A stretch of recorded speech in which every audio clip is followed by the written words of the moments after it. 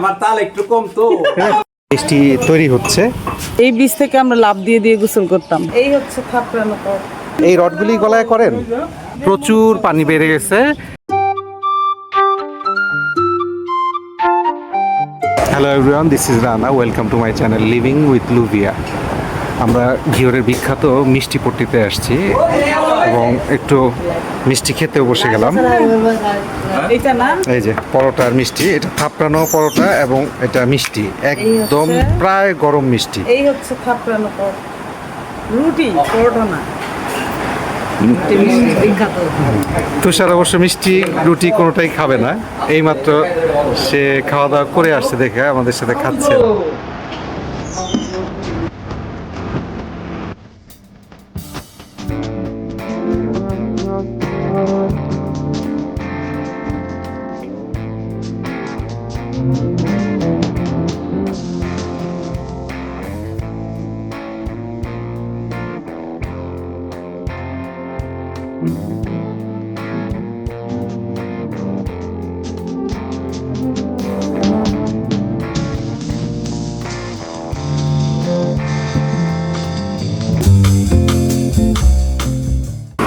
আজকে আমরা এখানে বাজারে ঘুরবো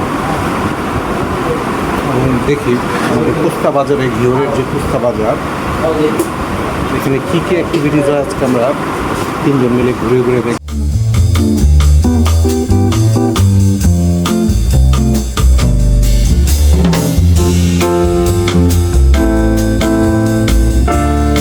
কুস্তা বাজারের অনেক পুরানো একটা ঐতিহ্যবাহী মিষ্টির দোকান।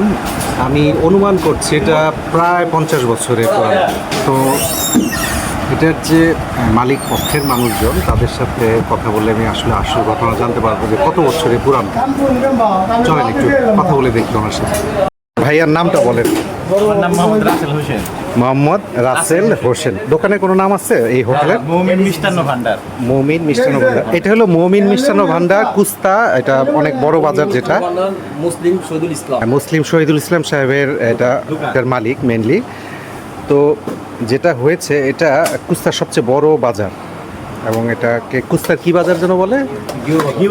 ঘিওর হাট। এবং এটা অনেক বড় বাজার, 1200-1400 মতো দোকান এবং মিষ্টির দোকানগুলি অনেক বিখ্যাত। হাটের দিন এই মিষ্টিগুলো প্রচুর বিক্রি হয়। থাপড়ানো রুটি নামে যে রুটিটা আমরা খেলাম একটু আগে, এটা হলো সবচেয়ে বিখ্যাত এবং এটা আপনারা না খেলে বুঝবেন না এটা টেস্ট কীরকম। এটার বয়স কত এই হোটেলের? 200 বছর। ওরে বাবা, এটা 200 বছরের পুরানো হোটেল। মানে আপনারা চিন্তা করে দেখেন, এটা 200 বছরের পুরানো একটা হোটেল। আমরা দাঁড়িয়ে আছি এখানে। আমরা এখানে আসি কত বছর যাবত? হয়তো 10 বছর যাবত এখানে আসি। আমরা এতদিন জানতামও না এটা যে 200 বছরের পুরানো একটা হোটেল। মিষ্টিগুলি খুবই মজা এবং একদম গ্রামীণ একটা স্বাদ। এটা আপনারা আসলে বুঝতে পারবেন। ঘিওরে কখনো যদি আপনারা আসেন এই হোটেলগুলিতে। এখানে আরেকটা আইটেম আছে দানাদার। এই যে দানাদার, এটা ঢাকাতে আপনারা পেলে এই টেস্ট আপনারা ঢাকারটায় পাবেন না। ছোটবেলায় যেগুলো খাইছেন এগুলি। কিন্তু এটা সাইজটা একটু বড় ছিল। এই যে দানাদার, এই হোটেলেরই দানাদার। এটাও বিখ্যাত ঘিওর। এটাও বিখ্যাত, কারণ এটা কিন্তু আপনি ঢাকায় এই টেস্ট পাবেন না। ঢাকায় আপনারা কিনতে পাওয়া যায় অনেক জায়গায়, কিন্তু এই টেস্ট না। এটা টেস্ট অন্যরকম।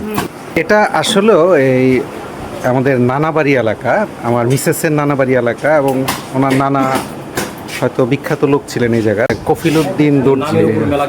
এবং এই বাজারের সাথে ওনার একটা বিশেষ স্মৃতি আছে। আমি যেটা বলতে চাচ্ছি না, তারপরেও এই বাজারের সাথে ওনার অনেক অবদান আছে।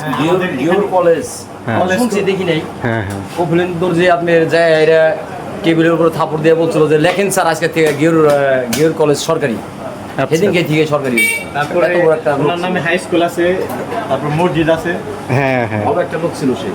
এই মসজিদের কিছু দান করছে ঘিওরের ভিতরে, কুস্তার ভিতরে অনেক। হ্যাঁ। ওনার নামে মসজিদ, হাই স্কুল, কলেজও মোটামুটি ওনারই। আমরা আসলে মানুষের যতটুকু ভালোবাসাটা পাই, আমাদের হয়তো এই নানার কারণেই মানুষ আমাদের ভালোবাসে। আমাদের তো কোনো অবদান নাই। এই জায়গায় এসে অনেক ভালো লাগলো। আমরা মিষ্টির দোকান থেকে হয়তো আশপাশে একটু ঘুরবো। এই যে রুটিটা দেখায়। এটাই বেশি প্রসিদ্ধ ঘিওরে, তাই না?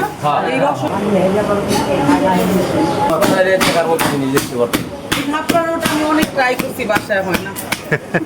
এখন ছোট বাস্তা আছে, বুধবার 2টা 1 কেজি হয়। 2টা রুটি 1 কেজি হয়।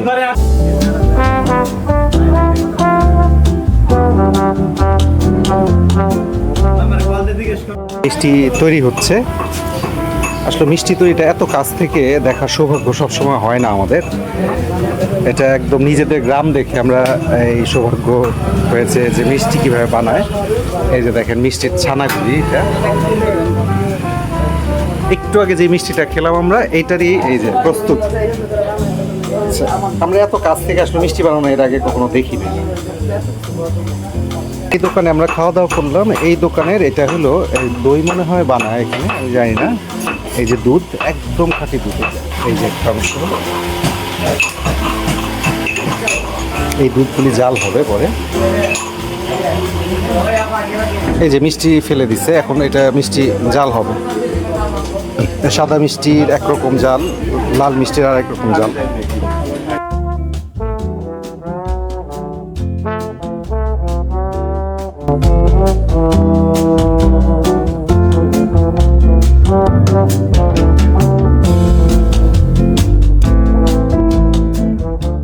এটা কি পট্টি বলে আরিফ ভাই?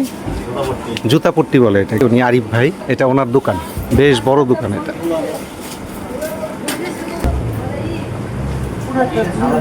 এই পুরাটাই তোমার জুতা। এই পুরাটাই জুতার দোকান না? আর সামনে হচ্ছে কাপড়।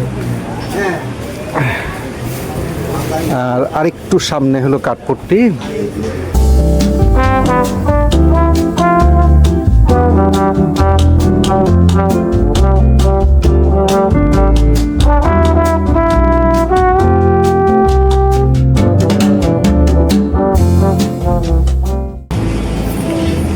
এটা ঐতিহ্যবাহী দরজা, আসলে 2 পাল্লার দরজা এগুলি।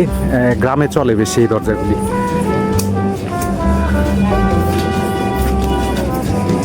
এই যে মাছের এইগুলির নাম কি চাই বলে, এগুলি দিয়ে মাছ ধরা হয় সাধারণত। আমরা যারা শহরে থাকি তারা পুরোপুরি জানি না এগুলি দিয়ে কীভাবে মাছ ধরে, কিন্তু বর্ষাকালে যদি আপনি আসেন এগুলি দিয়ে প্রচুর মাছ ধরা দেখতে পারবেন আপনারা।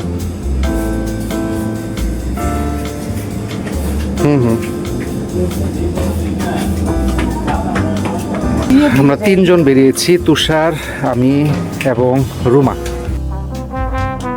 এটা হলো কাঠপট্টির বড় অংশ। এই পাশে আছে এই যে অনেকগুলি দোকান। এই দোকানে আসলে আরো বড় ছিল, এই বাজারটা আরো বড় ছিল।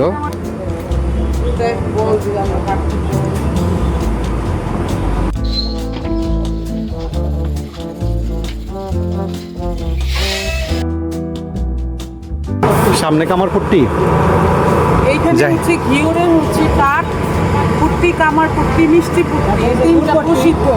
গুড় পুট্টিও আছে, কিন্তু এটা হচ্ছে বুধবারে তুমি দেখতে পাবে, বুধবারের হাটে। আমরা মিষ্টিপট্টি থেকে একটু আগে আসলাম, কাঠপট্টি হয়ে একটু কামারপট্টি যাব। কামারপট্টিটা আপনাদের দেখাবো আজকে। গ্রামে লোহার কাজগুলো কীরকম ভাবে হয় আপনাদের সাথে শেয়ার করব আমরা। এই ধরনের পট্টি যদি এখন আইটেমগুলি কই আপনার? আইটেমগুলি এখন দেখা যাচ্ছে না। এই যে আমি তো কাম কম তো এই যে আইটেম বাইক করি না। আপনি কি এই রডগুলি গলান? এই রডগুলি গলায় করেন? কয়লা আসলে আগুন বাড়ানোর জন্য করতে, আগুন বাড়ানোর জন্য এটা করে, তাই না? এই যে হাওয়া দেওয়ার কারণে এই যে এই কয়লাগুলো গরম হয়, এখানে লোহা নরম করে, গরম করে তারপরে হয়তো উনি পিটিয়ে পিটিয়ে এই বটিগুলি তৈরি করেন। বটি, দা, শাবল সব ধরনের জিনিসই তৈরি করে। কোদাল, কুড়াল। এই যে লোহা উনি গলায় ফেললো এবং এই যে এখন উনি এটাকে অন্য জিনিসে রূপান্তর করবে। অনেক কঠিন একটা কাজ, কিন্তু এটা অনেক কষ্টের এবং অনেক শক্তির কাজ। প্রচণ্ড শ্রম দিতে হয়। আমরা যারা সাধারণ মানুষ এটা হয়তো বুঝবো না। এই প্রফেশনটা যারা আমরা দেখি নাই কখনো, তাদের ধারণা খুব একটা নাই যে কীরকম কষ্ট হয় এটা। এই যে এটা রুমার নানার নাম। এই রাস্তাটা আমরা যতটুকু জানি যে কফিলউদ্দিন দর্জির নামে এই রাস্তাটা একসময় ছিল। মানুষ হয়তো কতটুকু মনে রেখেছে আমরা জানি না, কিন্তু এই রোডটা উনি করে গিয়েছিল। এটা রুমার নানার ইয়া। এই যে আপনার সড়কটা দেখেন। কুস্তা বাজারের এই দিকটাকে গরুর হাটা বলে এবং এই পাশটা বাজারের মূল কেন্দ্রের দিকে চলে গেছে। মূল বাজারটা আসলে এদিকে কাঠপট্টি। এটাই কফিলউদ্দিন দর্জি সড়ক বলে সবাই। আমরা এখন গরুর হাটার দিকে যাব। এই যে তিনজন যাচ্ছি, রোদ্রে তাকানোই যাচ্ছে না, এত রোদ বাবা। পুরা বর্ধপুর, হ্যাঁ, বর্ধপুর একদম। এটা আসলে নিজেদের গ্রাম তো, ঘোরার একটা আনন্দ অন্যরকম, নিজেদের গ্রামে ঘোরার আনন্দটা। আমার সাথে রুমা, তুষার, তহিদের আসার কথা ছিল কিন্তু তহিদ আসতে পারেন। উনি ওনার দোকান ছেড়ে এত তাড়াতাড়ি কিভাবে আসলো বুঝলাম না। উনি দুপুরে খেতে মনে হয় বাসায় যাচ্ছে। এই রাস্তাটা নতুন হয়ে গেছে, আগে একটু ভাঙা ছিল, এখন ব্রিজটা ঠিক করছে, রাস্তাটাও ঠিক করছে। এটা ঠাকুরকান্দি পথ। এখন দেখি আরিফ ভাই আমাদের দাওয়াত দেয় কিনা বাসায় নেওয়ার। খালের অবস্থা দেখেন, এটা প্রচুর পানি বেড়ে গেছে। আমরা এই পানির জন্য ওয়েট করি, পানি কবে বাড়বে। খুবই সুন্দর একটা জায়গা এটা, এবং আপনি গ্রামের যত ভিতরে ঢুকবেন তত সুন্দর।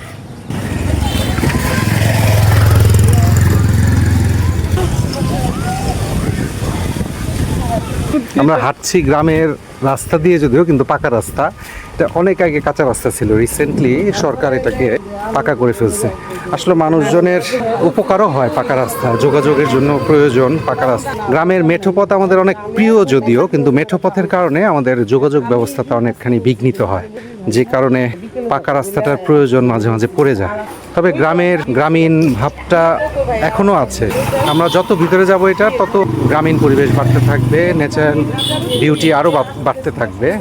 উদ্দেশ্যহীন হাঁটা, আমরা গ্রামের মধ্যে দিয়ে মাঝে মাঝে উদ্দেশ্যহীন হাঁটি, কোনো কারণ থাকে না। খুবই সুন্দর বাতাস বইছে, কল্পনা করতে পারবেন না, অসম্ভব সুন্দর বাতাস। এই যে অবশেষে কাঙ্ক্ষিত মেঠোপথে নেমে গেলাম আমরা। এখনো গ্রামে মেঠোপথ আছে, সব যে পাকা রাস্তা তা না, কিছু মেঠোপথ আপনি পাবেন। এটার উপলব্ধিটা অন্যরকম। দেখি কোন জিনিসটা খেতে, এইটা কিভাবে খায়? এইটা একদম সফট। আশ্চর্য তো। এইটা খেতাম, বেদ ফল খেতাম, তাই না? আমরা খাওয়ার কোনো কিছু নেই। আকাশটা কিন্তু অনেক সুন্দর, একদম নীল আকাশ, পেজো তুলোর মতো মেঘ আজকে আকাশে, এবং প্রচুর বাতাস, বাঁশঝাড়গুলি বাতাসে রীতিমতো দোল খাচ্ছে। এই যে দেখেন, আমরা খালের পাড় দিয়ে একটা রাস্তা দিয়ে যাচ্ছি, অচেনা রাস্তা আমাদের।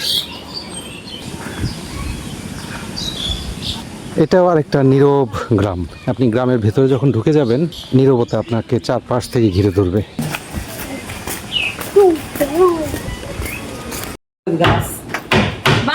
এই যে খালু তাল নিয়ে আসছে। আমার তাল একটু কম তো, খালু তাল কম, এর জন্য তাল নিয়ে আসছে। কিন্তু তিন তাল কেন? আমার 3টা তালেই যথেষ্ট। হ্যাঁ, খালু আবার ত্রিতাল নিয়ে চলে, গানও গায় ত্রিতালে।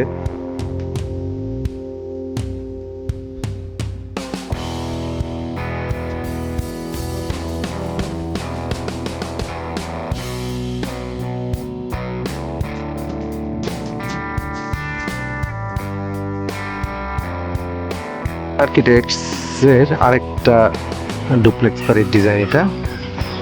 এটা আমরা ঘিওরে করেছি। এটার ছবি আপনাদের দু একটা ব্লগে দেখিয়েছি, স্টিল পিকচার।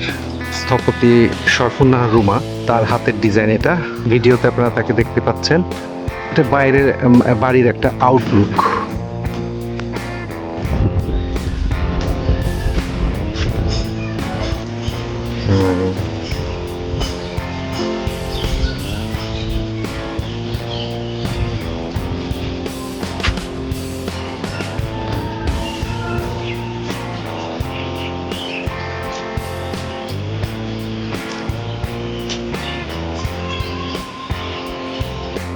আজকে ঘিওর বাজারের ব্লগ এই পর্যন্তই।